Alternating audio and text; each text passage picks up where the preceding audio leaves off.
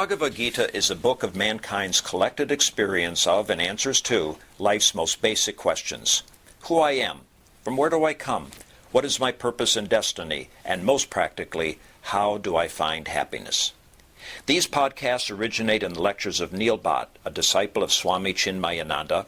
They are presented here in 20 to 30-minute segments, each covering 3 of the Gita's 701 verses. Welcome to Gita Wisdom for Daily Living. We had been discussing Chapter 4, Jnana Karma Sannyasa Yoga, Yoga of renunciation of actions in knowledge.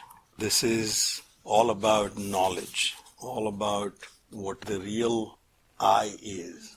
So far in the Chapter 2 and 3 saying that what I consider I is not I, but that which is permanent, that which is Ajah, that which is immortal is me.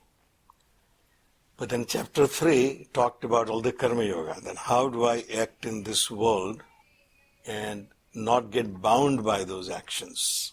So continuing is that same theme, that now how do I act in this world but not get bound by them, is the theme of this chapter.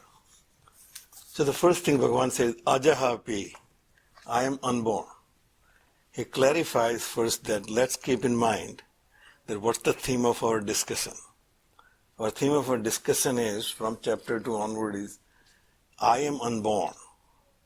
Avyaya Atma, immutable. There is no change ever takes place in the self. The Supreme Self, which is all-pervading, is Ajah, not born. And Swamiji gives a commentary here that in the early part of Vedic literature, there was a great emphasis on immortality. No death, deathlessness. He said that in the later part of this Vedic literature, they switched on to Ajah, unbornness, birthlessness.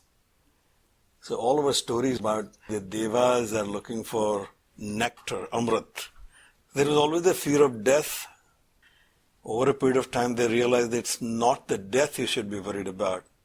It's the birth you should be worried about.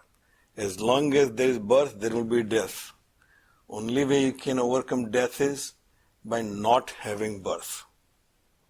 That's where it all started, because of my birth, that I am now afraid of death. If I achieve the birthlessness, deathlessness I have already achieved.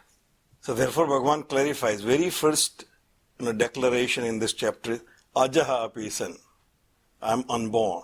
Avyaya Atma, no mutation ever takes place in myself. Now obviously Bhagavan is speaking from the highest perspective of the all-pervading self. But we have also seen that our own self is no different than his self. This room space is no different than the space outside.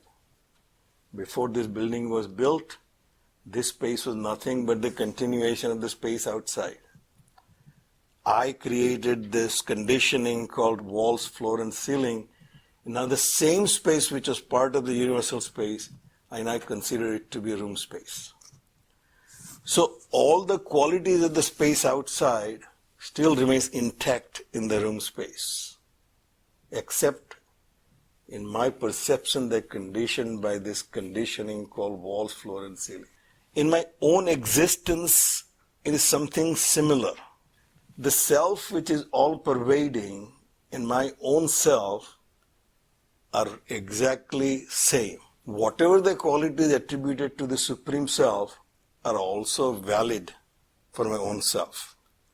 So the first thing is that Ajah api san, I am unborn as the Supreme Self. Therefore my own self is also unborn. Avyaya Atma, no mutation ever took place. Space never get contaminated by or affected by bad designs. We design buildings, not all of them are good. So we jokingly say the doctors bury their mistakes. And what do we architects do? We put it out there for the world to see. Every time we pass, who the heck designed this thing? Right? But the space in a good building or a bad building are not affected by an architect's design. It remains immutable, imperishable. This space was not brought from Hanover County. It will never be transported back to Hanover County. So he said, I am unborn, therefore you are unborn. Yourself is unborn. Avyaya Atma, no mutation ever took place. But Bhutanam Iswaropi San, but I am still the Lord of all the beings. Beings are beings because of my presence. And they are created out of my Maya. It is my Maya which created this universe.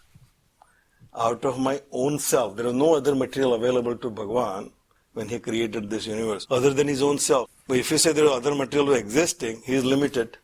He is no more unlimited. So if he is unlimited, you have to accept that there was no other material ever available to him to create this universe. And therefore, the material he used to create this universe is nothing but his own self. That self, he says, is immutable. No change ever took place in it. Only in your perception, out of your ignorance. Out of my ignorance, I create my world and identify with this body, mind, and intellect. Just as we walk into this room, we identify this space with this room and say, this room is too low. Ceiling is not too good. Nearly should have made some ceiling a little higher. So it will. Because we are affected by the conditioning. Our perception is affected by the conditioning.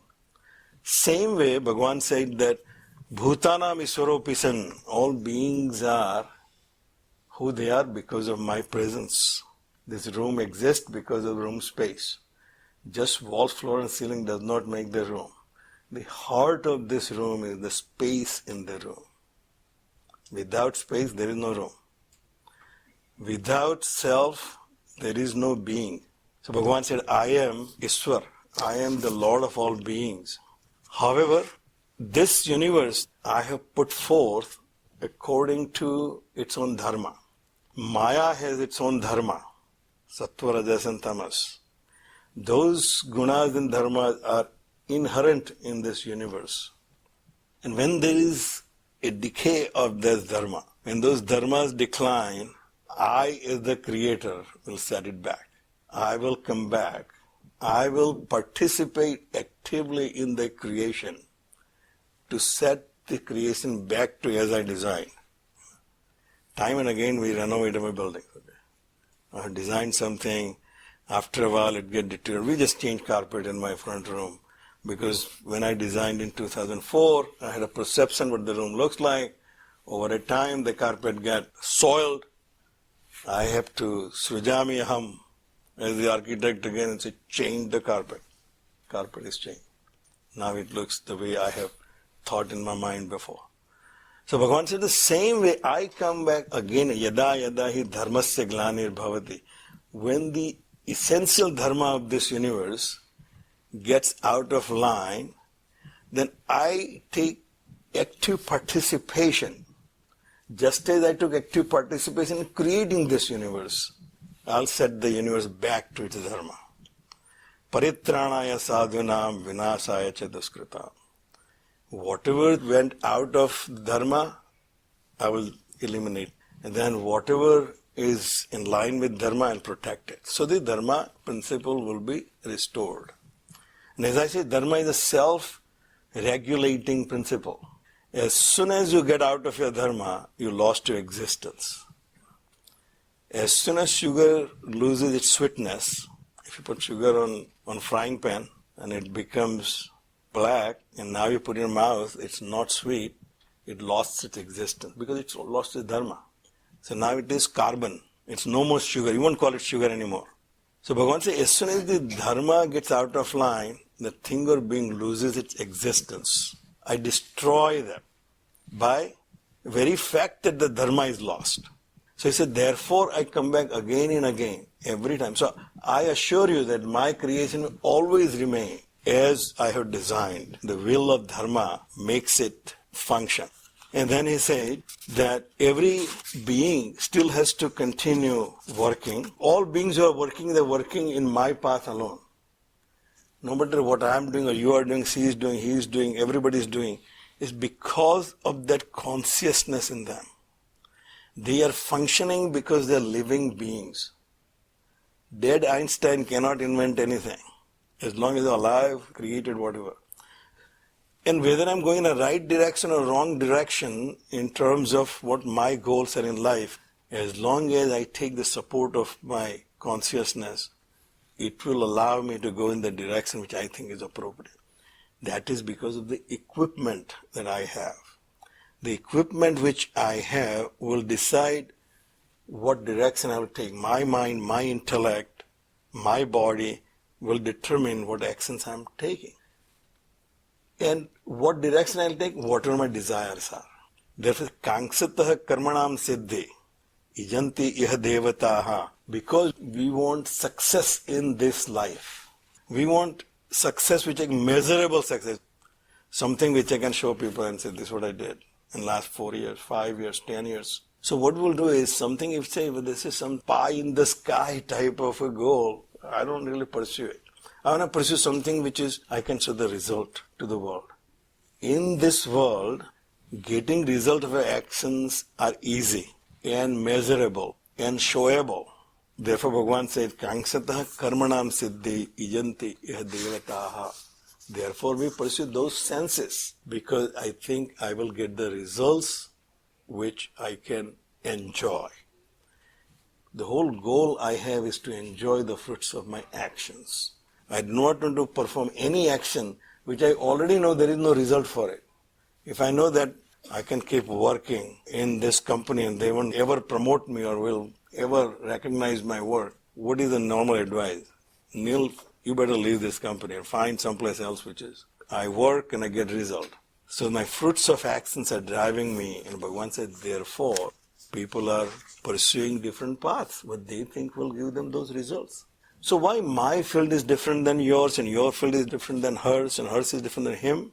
Next verse says, Chatur varnam maya srishtam guna karmaha vibhagashaha kartaram api mam viddhi akartaram avyayam. This is not a social commentary on Indian caste system. This book was not written to have a commentary on whether our caste system is right or wrong. This book is a commentary about yourself. It's a self-development book. Gita was not written for you to learn and then teach other people. Gita was designed for you to learn yourself and make progress. Now, I don't know why I am putting these efforts in this field and not going in. Why did I go to architecture school? I should have been smart enough to figure out that time that I should be either medical or maybe some business and Wall Street type of, commerce. Nobody wanted to go in commerce in my days. MBA wasn't even invented. I think it was there. But nobody knew. Nobody ever told me, Neil, you can be MBA. So only 3 options I had. You become a doctor. That's your first choice. Second, you become a chemical engineer. The second choice. And third, either electrical or civil engineer. After that, no choice really. After that, BA, BS, BCom, no value. Nobody told me that if you go to commerce, Neil, and become Wall Street banker, you'll be much better off than becoming an architect. But I said, no. Why did you follow what you followed? Chaturvarnam maya srishtam guna karma vibhagasaha. Looking at the mental moods of people, you can say that entire human race can be divided into 4 classifications. And Bhagavan said, I created them. I'm taking full responsibility. Don't think that it was by accident that people are different from each other. I created them. Guna karma vibhagasaha. They need to be complementary. This society cannot function if all want to be architects. There won't be any clients. So if I want to play a cop and robber game, somebody has to be cop and somebody is a robber, right? To play the game, I have to have both characters. To make this universe function, I need to have all the ingredients needed for this universe. For make the human race function, I need to have all types of people. Will make the human society possible. So the beings are who they are because of the mood of their mind, the quality and texture of their mind. Therefore, the word varna is chatur varnam mayasa. Varnam, 4 types of mental makeup I created. Just as Prakriti has 3 gunas, sattva, rajas and tamas, the permutation combination of this sattva, rajas and tamas creates 4 types of people. And those 4 types in this case a varna, color. Color means 4 shades of people. There was no intention to say that there are 4 types of skin colors in our society. We did at the time, either white or dark. Even in this society, you basically either white or colored. NAACP, National Association of Colored. So we know that it is the texture of my mind which gives the color to my personality. So there are colors described in our culture. Sattva is always white, Rajas is red, and Tamas is dark or black. Therefore, the word Varna is used here. So it is not a commentary on social caste system. Caste system was created by the social engineers who designed the society, how that should function. And maybe they figured out over a period of time that it's much easier if a doctor's son becomes a doctor. So the society was more efficiently functioning when a carpenter's son became carpenter. Otherwise, you have to reinvent the wheel all the time. When I went to architecture school, it was like reinventing the whole my cultural wheel. Because there was no architects in my entire genealogy going back to wherever you can go. Or nobody has any inclination to design anything. So I had to struggle through architecture school, even though I liked it, but because there was no background. And my classmates, somebody's uncle was architect, somebody's brother was architect, somebody's father was architect. They were way ahead of me. The first 3 years of my architecture school, I just struggled through it. I got grip almost in my 4th year and 5th year. And I really got grip of architecture after I graduated. I struggled through it. So what we do to our children is not make them struggle through. We say, well, I'll teach you right from the beginning. That's how the society was probably divided into the caste system that we know. However, there is no intention of Bhagwan here saying, I created the caste system, then Neil, you will be an architect. My mother, when I went to architecture school, obviously nobody understood architecture in my family. So I keep asking me, Bhai, tu kare su? What do you do? I said, Mom, I design building. We learn how to design building, then build building. They go, oh, yeah. So like apne mistri aave re. You know, you understood. Yeah. Just like the mistri come to our house. He said, then you will be just like them. I said, what do you mean just like them? He said, ye log ko vaida bahut kare. I'll come tomorrow. Okay, then he won't show up. So you will be like them? I said, no, Mom, I'm not a mistri. I'm going to be an architect. He said, yeah, but same thing, right? You're going to... So you're a Brahmin who is supposed to be fairly knowledgeable scholar. You came down to a mistri. But I said, I'm fine with that. Probably I was born with those Sudra qualities, so I'll be perfectly fine. That's how the society was probably designed or engineered by the social engineers. Bhagavan said, I did not. I created 4 types of people. Chatur varnam maya srishtam guna karma vibhagasaha. According to their guna and their karma. Now we know our gunas will drive my desires. My tendencies will drive my desires. My desires will drive my actions. That guna and karma. Depending on that, the society, anywhere in the human race, wherever you go, whether in a basic caveman society or very sophisticated American society or ancient Vedic society, there will be always 4 types of people. Those who like to be in the academic environment and do research. Then there will be leaders, the Kshatriyas, leaders, fighters, controllers. Then the Vaishyas who create wealth. And then obviously working class, service class. He said that's given in any society. And I am the author of that. I created them. I, the Lord. Bhutanam Iswaropisan, I created them. However, Vidhi Kartaram Avyayam. But know that I am not doing anything. And I'm not affected by them. In my own self, none of this guna and karma are affecting my own nature. Myself, which is the reflection of his self, is not affected by my own guna karma also. I may be the lowest of the low in this life, but it does not affect my own self, which is immutable, imperishable, just as the Supreme Self is. And therefore, he says, Namam karmani limpanti name karma phales pruha. These actions are not tainting me. They are not affecting me. I may be the sinner all my life, But myself does not get affected by my sins. What is getting affected by sin is my mind and intellect. All the negative actions and negative tendencies are creating more and more ignorance in my mind. But the self is not affected. Same is applicable to the Supreme Self. No matter what happens in this world, no matter how much evil goes through this world, he is unaffected. This space will always remain unaffected by any pollution I create. It remains unaffected. Namam karmani limpanti. Name karma phale spruha. That's because I have no desire for any fruits of actions. When I created this universe, there was no fruits of actions I was looking for. And therefore, any action which takes place will not affect I because I have no desire, trishna for the fruits. Itimam yo abhijanati. Thus who knows me. Me, the self. Me, the Supreme Self, the Lord, as well as myself. Itimam yo abhijanati. Karma bihi nasa badhyate. Such a person is not bound by any action. I can do all wrong things in my dream, but as soon as I wake up, none of those actions will bind me. Because I have no desire to get the fruits from those my dream actions. As long as there is karma phala pruha, there is bondage. During my dream I suffer through, and therefore I call it nightmare. In dream I want to be happy by avoiding whatever is making me unhappy. Because in dream I am completely bound by my action. As soon as I wake up, I am not bound by those actions. So Bhagavan said, one who knows this, that the self never ever gets tainted by the actions, nor the self has any desire to enjoy any fruits. He is not bound by karma. So here is the prescription.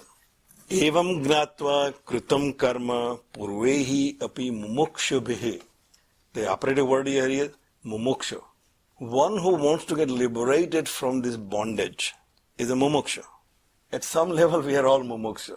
Who among us says, I really like this limitations and sorrows and unhappiness? No one. Except the little kids and children or when you are mad. Meena was telling Medha something, I said, but if you do this, then it will make you happy, isn't it? I don't want to be happy. 3 years old. Because she was mad. We are asking her to do something which she didn't want to. She knows that if you let me do this, I'll be happy. Medha, if you do this, you will be happy. No, I don't want to be happy. Because I already know what my happiness is. Not where you are telling me where happiness is. Okay? That's what our condition is right now. These people are telling us from ages that your happiness lies in this. No, I'm happy here in the stock market. Evam gnatva krutam karma. One who knows that karma phala spruha is the cause for all the problems and the self will never be tainted by it, and therefore you identify with the self and not this limited equipment, and you will be free. You will not be bound by these actions. Mumuksu in the past, purvehi api. In the past, those who were mumukshu, those who were trying to get out of this bondage and wanted liberation, they acted in this world, keeping that in mind that self never gets affected by it. Kuru karma eva tasmat tvam. You also do that. Are you a mumukshu? I say, yes, I'm a mumukshu. Then do this. Because this is the tried and true method. In the past, many mumukshus did this and liberated. So I'm not telling you something which is, you are a guinea pig. So let's try out and see whether it works for you. In the past, many people, purvehi purvataram krutam. Just as in the past people have done, they kept their goal in mind, that we want liberation. But they have to work in this world. So you and I also cannot get out of this world. We learned that in chapter 3. We have to work. So how do I continue working, keeping that attitude in mind. So just make some adjustment in your attitude only, Bhagavan said. Identify with yourself. Be assured that nothing is affecting yourself. No matter how bad your actions are up till now. As soon as you change your attitude, you will be liberated. With that, we'll stop right here. If you find this podcast helpful, please support it by donating any amount by going to the episode's website at neilbhatt.podbean.com or at chinmayarichmond.com. Thank you. Om Sarve Bhavantu Sukhina Sarve Santu Niramayaha Sarve Bhadrani Pashyantu Ma Kaschid Dukkha Bhag Bhave Om Shanti Shanti Shanti Harihi Om Shri Gurubhyo Namaha Harihi Om